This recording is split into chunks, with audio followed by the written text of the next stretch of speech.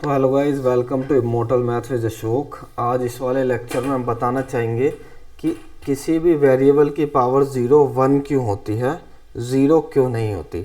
चाहे a की power 0 हो वो 1 होता है, चाहे 2 की पावर 0 हो वो 1 होता है। कहने का ये मतलब है कि किसी भी वेरिएबल की पावर 0 लिखेंगे तो उसका आंसर 1 ही बनेगा डायरेक्ट, और किसी भी नंबर की पावर भी 0 लिखेंगे, किसी भी कांस्टेंट नंबर की पावर 0 लिखेंगे तो वो भी 1 ही बनेगा। वैसे तो ये आपको पता होगा, पर हम इसका प्रूफ बताने की कोशिश करेंगे आपको कि एक वेरिएबल की पावर 0 1 कैसे बनती है प्रूफ के साथ। ठीक है, तो ठीक है, चलते हैं अपने सीधे स्लाइड की तरफ। देखो, हमने यहाँ पर ये पहले से ही लिख रखा है कि a की पावर 0 1 होती है, और आगे क्वेश्चन मार्क डाल रखा है कि क्यों। तो इसी का प्रूफ हम आपको क्या करेंगे, बताने की कोशिश करेंगे। ठीक है, तो देखो, हम a की पावर 0 को क्या लिख सकते हैं, हम लिख सकते हैं a की पावर 1 माइनस 1। तो आपकी मर्जी, आप कुछ भी लिख लो, 2 माइनस 2 लिख लो, 3 माइनस 3 लिख लो। सेम नंबर को सेम नंबर से माइनस करने पर 0 आता है। ठीक है, मैं इसको किस तरीके से लिख सकता हूँ, मैं इसको ऐसे लिख सकता हूँ, a की पावर, आपने अगर रूल्स ऑफ एक्सपोनेंट पढ़ा होगा तो आपको पता होगा कि इसको मैं लिख सकता हूँ a की पावर 1 इंटू a की पावर माइनस 1।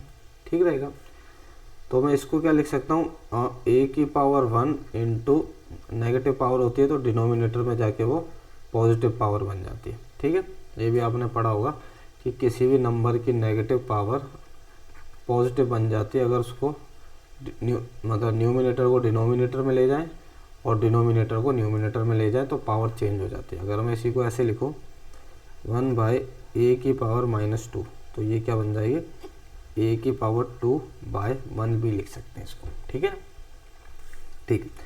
अगर ये वाली चीज़ मैं आपको बताना चाहूँ, ये किस रूल्स ऑफ एक्सपोनेंट के बेस पे लिखा है, तो आपने एक पढ़ा होगा a की पावर m प्लस n क्या होता है, a की पावर m इंटू a की पावर n होता है। ठीक है, अगर यही चीज़ ऐसे करके लिखी है a की पावर m माइनस n, तो हम इसको लिख सकते हैं a की पावर m इंटू a की पावर माइनस n। ठीक रहेगा, उसी बेस पे मैंने ये लिखने की कोशिश करी है। ठीक है, हाँ ठीक है, फिर अपन आगे की तरफ बढ़ते हैं। देखो, अगर डिनोमिनेटर में यहाँ पर कुछ नहीं है तो 0 नहीं होता, 1 होता है। आसान है, टफ है। फिर इसको कैसे सॉल्व करते हैं, इसको ऐसे सॉल्व करते हैं, न्यूमिनेटर को न्यूमिनेटर से मल्टीप्लाई करते हैं और डिनोमिनेटर को डिनोमिनेटर से। डिनोमिनेटर क्या होता है, नीचे वाला, और न्यूमिनेटर क्या होता है, ऊपर वाला। ठीक है, तो हम क्या करेंगे, a की पावर 1 को अगर 1 से मल्टीप्लाई करते हैं तो क्या आता है, a की पावर 1 ही आएगा। ठीक है, अब डिनोमिनेटर को अगर देखेंगे हम, अगर 1 को मल्टीप्लाई करेंगे a की पावर 1 से तो यहाँ पे भी a की पावर 1 ही आएगा। ठीक है, तो अगर न्यूमिनेटर सेम होता है, डिनोमिनेटर सेम होता है, तो ऊपर नीचे क्या कर देते हैं, उसको काट देते हैं और आंसर क्या आ जाएगा, 1 आ जाएगा। तो हम क्या कर पाए, ये प्रूफ कर पाए हैं, हम अभी तक ये प्रूफ कर पाए हैं कि यहाँ पर मैंने लिख दिया a की पावर 0 1 क्यों होता है, तो मैंने इसके बदले इसको ये लिख दिया।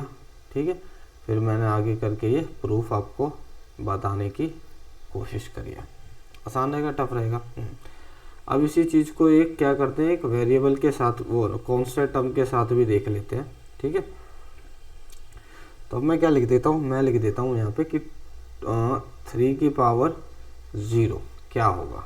ठीक है, हाँ, तो मैं क्या लिख सकता हूँ, 3 की पावर 0 को लिख सकता हूँ 3 की पावर कुछ भी लिख लो, जैसे वहाँ मैंने 1 माइनस 1 लिख लिया तो यहाँ पे 2 माइनस 2 लिख देता हूँ। ठीक है, आपको भी ये ना रहे कि रट रखा है, 2 माइनस 2 लिख देंगे। ठीक है, तो इसको क्या लिख देंगे, 3 की पावर 2 इंटू 3 की पावर माइनस 2, आसान रहेगा। फिर इसको क्या लिख देंगे, 3 की पावर 2 इंटू 1 बाई 3 की पावर नेगेटिव 2 क्या हो जाएगा, पॉजिटिव 2 हो जाएगा, आसान रहेगा। यहाँ पर कुछ भी नहीं है तो क्या आ जाता है, 1 आता है। अब न्यूमिनेटर को न्यूमिनेटर के साथ मल्टीप्लाई और डिनोमिनेटर को डिनोमिनेटर 1 के साथ मल्टीप्लाई कर देता हूँ, वही आ जाएगा। तो यहाँ 3 की पावर 2 आ जाएगा, यहाँ पे भी 3 की पावर 2 हो जाएगा, कैंसिल आउट करके कितना आ जाएगा, 1 आ जाएगा। ठीक है, तो हम यहाँ पर भी ये प्रूफ कर पाए हैं कि 3 की पावर 0 क्या होता है, तो मैंने 3 की पावर 0 को लिख दिया 3 की पावर 2 माइनस 2। फिर हमने एक्सपोनेंट का रूल लगा के इसको इस तरीके से लिख दिया। फिर नेगेटिव पावर को हमने पॉजिटिव पावर बना दिया।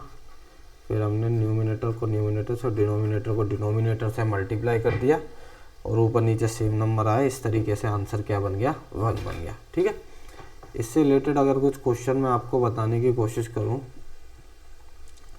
तो मैं कुछ इस तरीके से आपको बताने की कोशिश कर सकता हूँ। हाँ, अगर मैं लिखता हूँ कि 2 की पावर 0 प्लस 3 की पावर 0 प्लस 4 की पावर 0 क्या बनेगा, तो हमें पता है 2 की पावर 0 कितना होता है 1, मतलब किसी भी नंबर की पावर 0 क्या होता है 1, तो इसके भी बदले 1 आएगा, इसके भी बदले 1 आएगा और इसके भी बदले 1 आएगा, तो 1 + 1 + 1 3 हो गया। ठीक है, अगर यही चीज़ मैं एक दूसरा क्वेश्चन लेने की कोशिश करूँ, 2 की पावर 0 इंटू 3 की पावर 0 इंटू 4 की पावर 0, तो मुझे 2 की पावर 0 कितना होता है 1, 3 की पावर 0 कितना होता है 1 और 4 की पावर 0 कितना होता है 1 होता है। ठीक है, तो 1 इंटू 1 इंटू 1 क्या बन जाएगा 1 बन जाएगा। ठीक है, हाँ, अगर एक और क्वेश्चन लेने की कोशिश करूं, अपने आप कुछ भी लिख लो, क्वेश्चन तो बतेरे बन जाएंगे। अब मैं कुछ इस तरीके से लिख लूँ, अगर मैं कुछ इस तरीके से लिख लूँ 2 की पावर 0 इंटू 3 की पावर 0 प्लस 4 की पावर 0 माइनस 5 की पावर 0। ठीक है, तो मैं 2 की पावर 0 को 1 लिख सकता हूँ, 3 की पावर 0 को 1 लिख सकता हूँ, 4 की पावर 0 को 1 लिख सकता हूँ और 5 की पावर 0 को 1 लिख सकता हूँ। तो 1 इंटू बोर्ड मास के रूल के अकॉर्डिंग पहले ब्रैकेट सॉल्व करेंगे, यहाँ पे 1 बन जाएगा। ठीक है, तो ये क्या बन जाएगा, तो ये आपका आ जाएगा 1 को 2 से मल्टीप्लाई करेंगे 2 माइनस 1, तो इसका आंसर आपका क्या आ जाएगा 1 आ जाएगा। ठीक है, तो बस आपको एक ही चीज़ याद रखनी है कि किसी भी नंबर की पावर 0 1 बनता है, बस बात ख़त्म, और कुछ नहीं आपको याद रखना। Thank you. अगर बाकी आपको ये वीडियो अच्छी लगी हो, कुछ सोचने का कुछ सोचने का बोलें, कुछ सीखने का आपको मिला हो, तो आप चैनल को सब्सक्राइब कर सकते हैं, और बाकी एक एक करके CBSE के सारे सब्जेक्ट, मैं सारे सब्जेक्ट बोल रहा हूँ, मैथ्स के सारे चैप्टर्स कराने की कोशिश करेंगे। तो ठीक है, मिलते हैं अपनी नेक्स्ट वीडियो में, तब तक के लिए टाटा, गुड बाय।